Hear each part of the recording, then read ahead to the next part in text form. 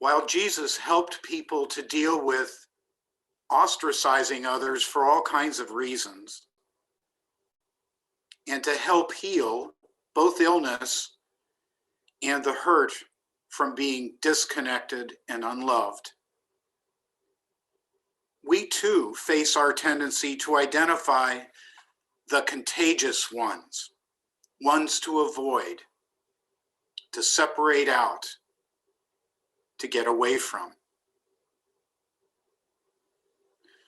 Whom do we consider unclean? Some may think during this exceptional COVID pandemic, everybody's unclean, except for me. As one of our planning team put it, everybody other than my wife and our dog. I don't hate people, but I don't want to get sick. I want to avoid everybody except for my wife and our dog. How easy it is to label those who make us uncomfortable, to avoid them, and even sometimes demonize them. Those of a different political persuasion, a different orientation, a different color of skin, a different lifestyle that we don't really understand and maybe appreciate, like poor people, people who don't have a home, people who live in low-income housing.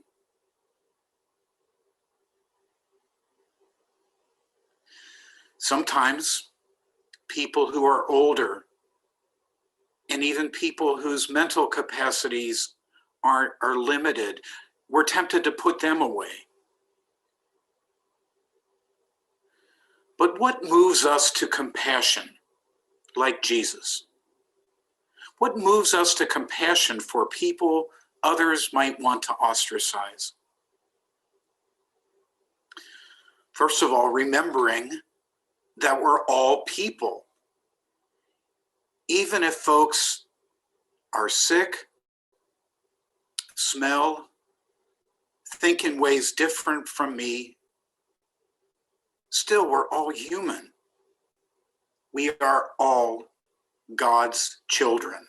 And it's easy to forget that, to get swept up in thoughtless, knee-jerk reactions, which is why we take time to do stuff like this, to pray and to reflect on our experience and say, really? Is this what Jesus would do? Holding the example of Jesus as the norm, the model for me, for us, makes a huge difference.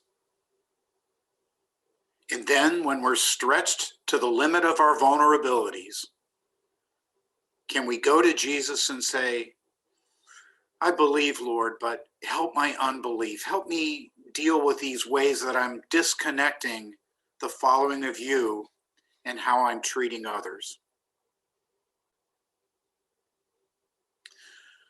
Often, those we follow in the news influence our thinking, as can what we're exposed to in social media. If we can intentionally choose a webinar or some other venue to meet people outside our closed circle, we can really listen to their stories and get to know one or a couple outside our small parameter. And we might even find some compassion growing in our heart. One relationship can make a world of difference in softening our heart and opening our mind.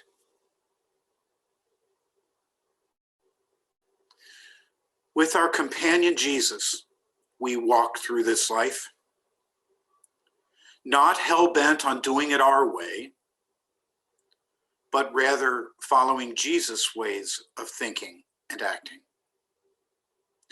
Tall order, I know, and we need all the help we can get. from God and from good people of God.